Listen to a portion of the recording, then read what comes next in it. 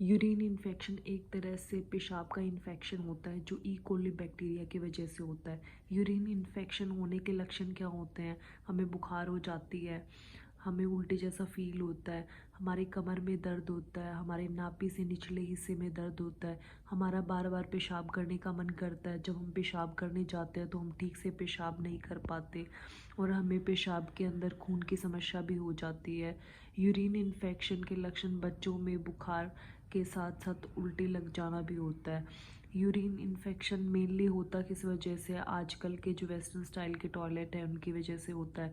Urine infection हम बहुत देर तक पेशाब को रोक के रखते हैं तो हो जाता है। यूरिन इन्फेक्शन हमें कब्ज की वजह से हो जाता है। यूरिन इन्फेक्शन किडनी स्टोन की वजह से हो जाता है। यूरिन इन्फेक्शन प्रेगनेंसी में भी हो जाता है और यूरिन इन्फेक्शन बहुत लंबे टाइम तक पेशाब के रोकने की वजह से भी हो जाता है। यूरिन इन्फेक्शन अनहाइजीनिक तरीके से हम जब रहते हैं उस वजह से भी हो जाता है।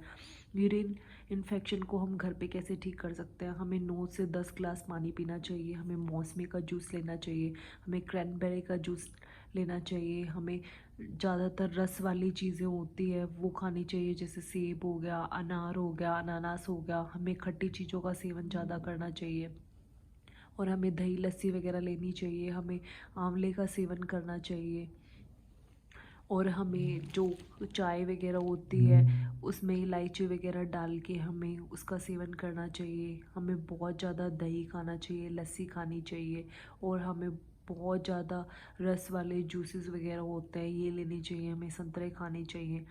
हमें क्या चीज़ें हैं जो यूरिन इन्फेक्शन में नहीं खानी चाहिए? हमें चीनी नहीं खानी चाहिए, चीनी से बनी हुए खाने पीने की चीज़ें नहीं खानी चाहिए, हमें कुकीज़ बिस्किट वगैरह अवॉइड करने चाहिए, हमें तली भुनी हुई चीज़ें नहीं खानी चाहिए और हमें पेशाब को बहुत लंबे टाइम तक के रोक के नहीं रखना चाहिए और हमें कैफीन शराब नहीं पीनी चाहिए।